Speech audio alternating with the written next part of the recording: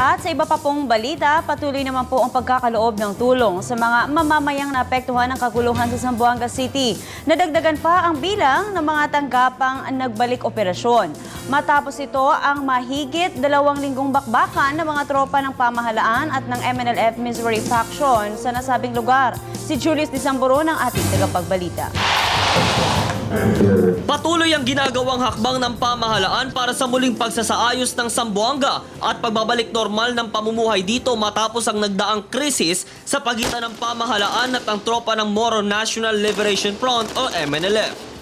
Kinumpirma ng Department of Social Development na may 35 pa ding evacuation centers ang bukas at patuloy na kumakalingas sa mahigit 13,000 pamilya o nasa humigit kumulang 50,000 individual mula sa 14 na barangay dito.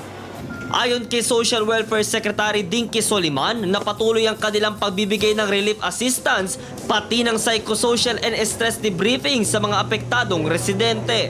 Samantala, ngayong Biyernes naman bubuksan ang ilang opisina ng gobyerno na nasa loob ng conflict zone sa Zamboanga. Ito'y matapos ibalik ng militar at pulisya sa lokal na pamahalaan ang pamamahala sa mga opisina sa lugar.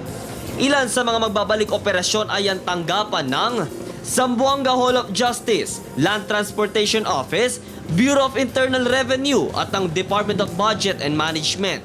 Napawang na sa Barangay Santa Barbara. Ang Department of Social Welfare and Development naman ang unang ahensyang nagbalik operasyon. Wala pa namang katiyakan kung kailan muling magbubukas ang Department of Agriculture at Zamboanga City Health Office. May ilang sundalo pa din ang inaasahang nakabantay sa mga entry points ng bawat tanggapan. Kaya't kailangan lamang magpakita ng identification card ng isang individual kung ito'y makikipagtransaksyon sa mga nabanggapan. Base sa pinakahuling clearing operations ng PNP at AFP, ilang unexploded ordnance at mga bangkay ang na-recover mula sa sentro ng bakbakan. Pagsisiguro naman nilang patuloy pa din ang kanilang pagbibigay seguridad sa mga residente nito upang hindi maulit ang nasabing gulo. Para sa Telebisyon ng Bayan, ako si Julius Disamboron.